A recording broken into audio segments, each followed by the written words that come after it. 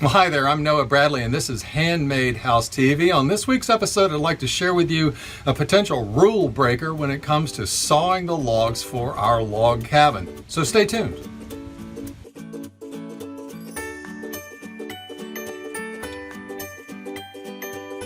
Well, okay, on this week's episode of Handmade House TV, I'd like to share with you an insight, a common belief. It's almost a law or a rule with regard to sawing the logs for our log home. And if you see in this particular log here that I've cut on for my log shed that I'm currently building, you can see the end grain of it, and you see that the center of the tree, that absolute midpoint, is in the midpoint of our log. And this is the common rule, the common belief, the common action over centuries of time, is that you always want to locate the center of your tree in the center of your finished log for your home. And there's a lot of reasons for that, but the most prominent one, the most commonly held belief, is that by holding that center in your log, that your log is going to remain more stable. That if you cut it off to the side, if you try to get two logs out of one tree log, what you're going to end up doing, your logs are going to have a tendency to bow or cup, trying to come back to that center point. But also you're going to get less of heartwood, that the heartwood is in the center of the log, and by coming out to the edge, you're going to end up with wood for your log cabin that has more of the sapwood in it that's not cut off. I have followed that rule diligently throughout my career. I've always heard it practiced by other people in the log cabin industry.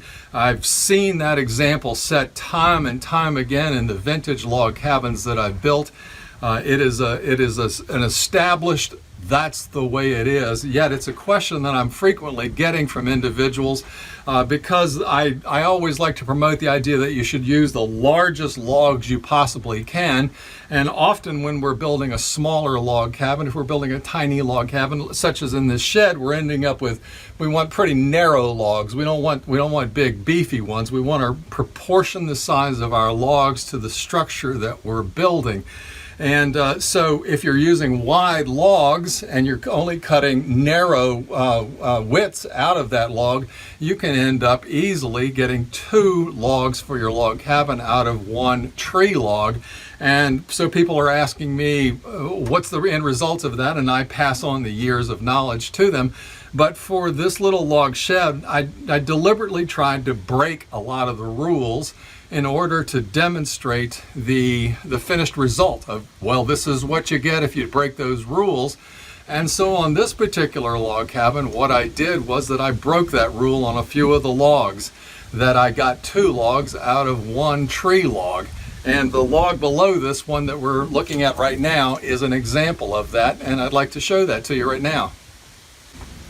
And here we have that log. You can see that the center of the log is now over in here, actually. And you can see that the tops are not rounded over equally, indeed I took a slice out of one side of the log, and elsewhere on the cabin is the other half of this center going on. And so basically I got two logs out of one log, which is pretty cool. And you can see one problem that you have is this funky angle, but a little bit of axe work or hatchet work can take care of that without any trouble in order to do that, if you want to address that situation at all. But here's the thing, and that is that I fully expected all of the rules say that these logs that I used on this structure should have bent, should have curved slightly over time. And admittedly, it's a small cabin, and this is a small log here, but I can tell you just from observing the entire structure, it's been built 2 years ago. Any movement that this cabin was ever going to make in the curing drying process of it, it's already done. And I can't see where the logs have bent or bowed at all in their drying. Now these are hardwood logs. These are walnut logs. Perhaps some species such as oak, which is known for twisting, as well as yellow pine, that they might behave less appropriately than what these logs have for me. So to summarize this whole thing is that, first of all, I'm surprised that there wasn't any problem. I am extremely hesitant in recommending that you do the same thing for the logs on your log home.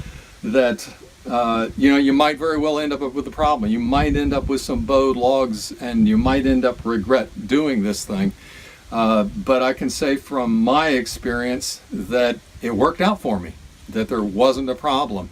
And that I would think that it will probably work out for you as long as you don't have too long of a logs. If you're working with logs that are 24 feet long, you might really want to stick with using the center of the log for such logs. And if you're working with species that are known for moving as they cure, you might be resistant in going that path as well. So anyway, I hope you found this of some value. It was a surprise to this old log guy after building so many log cabins. I'm thankful that I broke the rule and gave it a try, and I am surprised with the outcome. As always, I thank you very much for joining me here on Handmade House TV. You guys mean a lot to me. Please come see us over at handmadehouses.com. We've got a lot of great programs and a lot of great information over there for you. Thank you for subscribing to my channel here, and we look forward to seeing you next week here on Handmade House TV. Bye now.